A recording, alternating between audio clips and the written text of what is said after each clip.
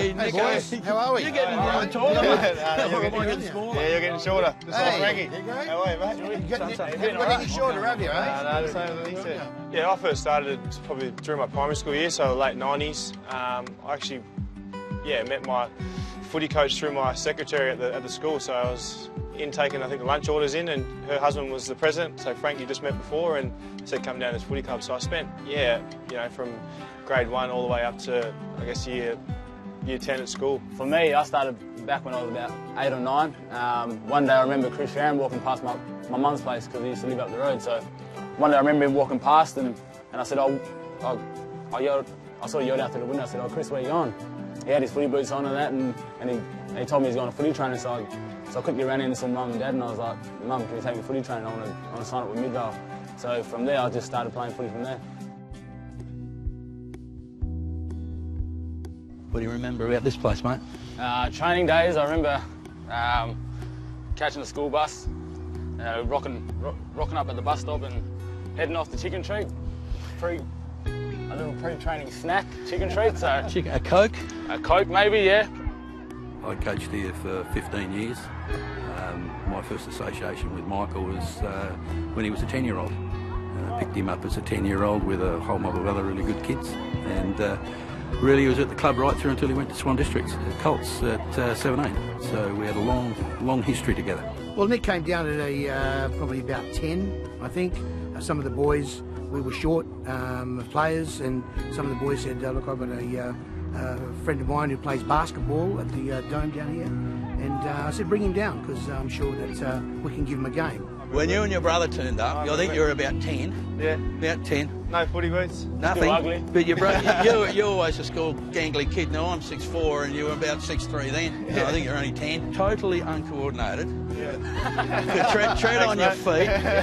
Fall ass over all over the That's place. right. You know, it was just, and to watch you mature through the grades was just amazing. And Nico, he's always been around. Everybody's looked up to him. And I think he's grown tall as the years have gone by. Still looking after me. I know, I'm still in a... I don't know what they're putting in your food changed, down there. I don't think I can fit him in my car anymore now.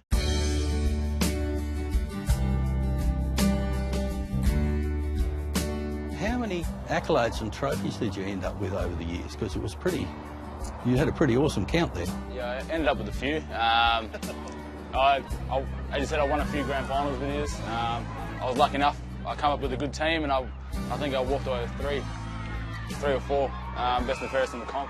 Well, Michael was always a talented kid. You could tell that from 10 years of age, that the kid just was a freak. Extraordinary skills, really good skills, but a fantastic personality for a young kid, and he always had that. And loved training. I don't think he ever missed a night of training in the entire time we were coaching, from 10s right through the 17s. He was just there all the time. Nico, what sort of player were you back in the old days of Midvale? Mainly in the ruck, I guess. Yeah, I was the tallest, always the tallest. So go in the ruck and play up forward and try to kick some goals if the other boys weren't kicking them all for us. Biggest thing I probably took out of it was trying to play like a smaller guy. A lot of the guys are pretty agile and dodging guys through the middle, so along the way you pick it up at training and during games as well. How many medals did you win while you were here at Midvale? Good question. Unlike Sonny, I don't think I won many. I had a few coaches' awards, most improved, those type of awards, the ones you got teased about. But no best and fairest. Chrissy Yarran used to win all of those. Nick showed that a lot of endurance and encouragement of other kids to bring them into play, because he was just sort of a friendly person all the time. Kids looked up to him. I think he had the makings of a leader. I was mainly in the midfield, and from there just move forward. What we used to like about watching Sonny is that every game, I think there'd be at least one screamer from Sonny, and the whole crowd would erupt, Sonny! And still doing it now. Walters! What a leap! One thing I can remember was trying to teach you to kick right-footed. Yeah. And you still can't do it. No, that's why I always try and step and get on my left. But back then I was a little buck-toothed kid with a bald head, and a lot's changed now. I think I'm quite good looking at the moment. So I like to think of it that way.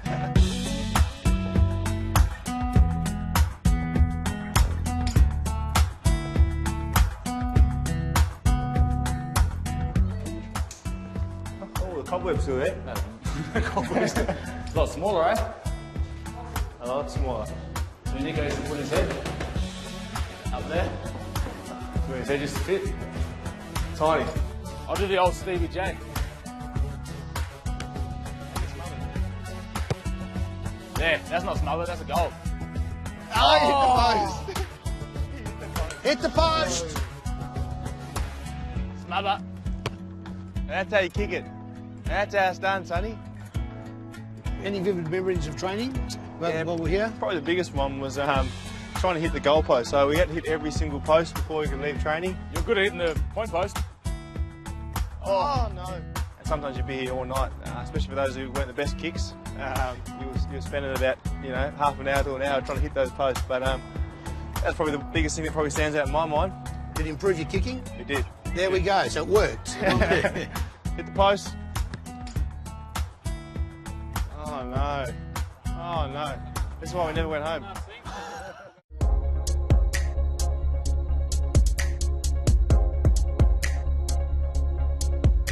Nico, how often do you sort of come back to your old stomping grounds down here? Yeah, a fair bit. I guess we get to come back through the Auskick stuff, so we try and pick and choose, I guess, the local schools around here, but the footy club as well. But I'm pretty privileged to still kind of live around this area, so I stop by on the way home every now and then, and sometimes I do my running down here in the off-season. But yeah, being from Perth and still living locally, yeah, it's only down the road for me. Yeah, I come down every now and then. Unlike Nico, I live a fair way from here. I live about 40 or 50 minutes away, so whenever I find time to go and visit my mum, I usually come down here because I go and watch the local basketball and that every now and then.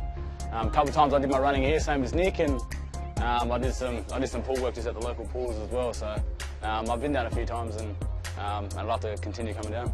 A really good mix of young kids, wasn't it? Yeah, it was. From all different backgrounds, and we had Asian kids playing, we had some ethnic kids from the Middle East playing, we had your Indigenous boys playing, white kids from around town, and everybody blended. That's why I think it made it a good club, because everyone could sort of come down here and enjoy footy, and whether they were good or not, they always got a game each week, and they sort of got to know each other pretty well.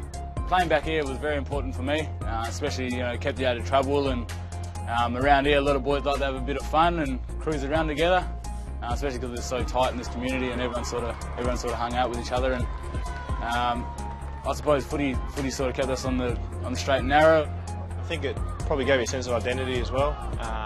The coaches always had your best interests in heart, so whether they'd get you to their house to make sure you had breakfast before games or before training, they'd set up breakfast club here, having dinners at their house, but just making sure guys were on the street doing, I guess, what kids or teenagers tend to do when they're up to no good. So whether it's guys spray painting or I guess doing the wrong thing, Frank and Stewie and the club as a whole were great at, I guess, giving you goals. They help you set goals, and then just told you, the right thing to do and the right path to follow.